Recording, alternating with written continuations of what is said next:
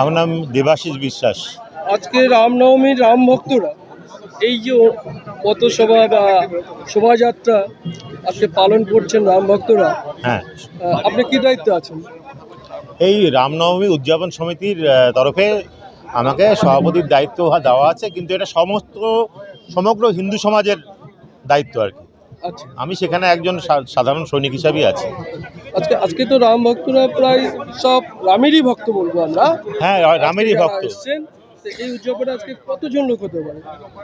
দেখুন, আমাদের যেটা অনুমান আছে, লক্ষাধিক মানুষের, এবং প্রশাসনের সঙ্গে কথা বলে আমরা যা বুঝেছি, লক্ষাধিক রাম ভক্তের সমাবেশ হবে এবং সেটা ভব্য সুন্দর সমাবেশ হবে। রায়গঞ্জের বুকে যারা এই রাম ভক্তদের দর্শন করবেন তারাও এই দর্শনে পূর্ণ লাভ করবেন। আচ্ছা, আজকে এই শোভাযাত্রা কোথা থেকে কত দূর যাবে এবং তারপর কোথায় শেষ হবে, কিভাবে আপনারা কর্মসূচিটা নিয়েছেন কি বলবেন? সমস্তটাই সুশৃঙ্খলভাবে করা হয়েছে। আমাদের উদযাপন সমিতির কার্যকর্তারা এখানে যারা আছেন, আমাদের কোনো কাজ এককভাবে হয় না, এটা সমাজের দায়িত্ব। সমাজ থেকে দায়িত্ব ভাগ করে দেওয়া হয়েছে, হিন্দু সমাজ থেকে দায়িত্ব ভাগ করে দেওয়া হয়েছে। এবং এখানে আপনারা দেখতে পাচ্ছেন যে উদয়পুরের খেলার মাঠ এখান থেকে শুরু হয়ে শিলিগুড়ি মোড় হয়ে, সেটা সমস্ত নগর পরিক্রমা করে বিদ্রোহী মোড় হয়ে, তারপর আবার ওখান থেকে ঘুরে এসে স্টেশনের 2 নম্বর প্ল্যাটফর্মের ওখানে শেষ হবে। ওখানে একটা মঞ্চ করা হয়েছে, সেখানে আমাদের যারা সাধু সন্ত থাকবেন তারা থাকবেন এবং সেখানে প্রসাদ বিতরণ করা হবে। আপনাদের মাধ্যমে আমি সমস্ত রায়গঞ্জবাসীকে প্রসাদ নেওয়ার জন্য আহ্বান করছি। আচ্ছা, এই যে আজকে রাম ভক্ত বা রাম নবমীর দিনে যেমন আজকের দিনে হচ্ছে, আগামী দিনে কি বার্তা দেবেন এই রাম ভক্তদের উদ্দেশ্যে, সকলের উদ্দেশ্যে? দেখুন, রাম ভক্তদের বার্তা দেওয়ার জন্য আমি খুবই ক্ষুদ্র ব্যক্তিত্ব। রাম ভক্তদের বার্তা দেওয়ার জন্য রবীন্দ্রনাথ ঠাকুর বলে গেছেন বহুকাল আগে, কালান্তর পত্রিকা, তার কালান্তর লেখায়, যে আমাদের কাছে রামায়ণ হচ্ছে আদর্শ, রাম হচ্ছে আদর্শ পুরুষ, এবং রাবণ হচ্ছে শুধু রাক্ষস নন, তিনি সমস্ত রকম অশুভ শক্তির প্রতীক। তো অশুভের বিরুদ্ধে শুভের জয়, এটা রবীন্দ্রনাথ বলে গেছেন।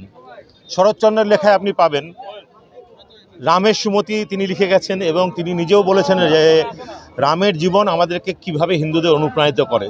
বঙ্কিমচন্দ্রের লেখাতে আপনারা পাবেন যে রাম শুধু অতীত নয়, বর্তমান নয়, আমাদের ভবিষ্যতের পাথেও।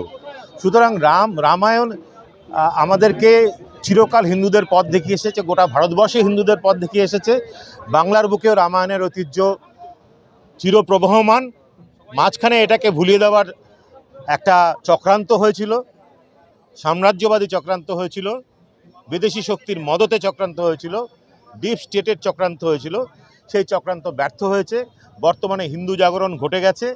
এখন হিন্দু সমাজ অগ্রগামী, এবং রামায়ণকে নিয়েই আপনারা জানেন মহাত্মা গান্ধীও রাম রাজত্ব স্থাপন করার কথাই বলেছিলেন, যেখানে ন্যায় থাকবে, যেখানে সততাই শেষ কথা বলবে।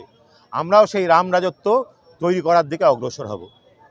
আচ্ছা, আজকে যে রামনবমী হচ্ছে, এটা তো আজকে সারা ভারতবর্ষেই পালিত হচ্ছে। শুধু ভারতবর্ষে নয়, গোটা পৃথিবীতে পালিত গোটা হচ্ছে। পৃথিবীতে বলা হচ্ছে, সেই উদ্দেশ্যে একটু বলেন। হ্যাঁ, সেই উদ্দেশ্যেই বলবো যে আমরা অত্যন্ত ধন্য এবং কৃতার্থ যে গোটা পৃথিবী জুড়ে শ্রীরামলালার উদ্দেশ্যে যে ভক্ত সমাগম হচ্ছে।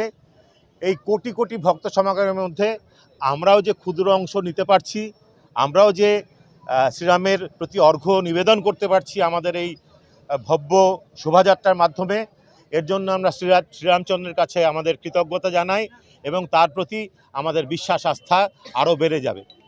নমস্কার। নমস্কার।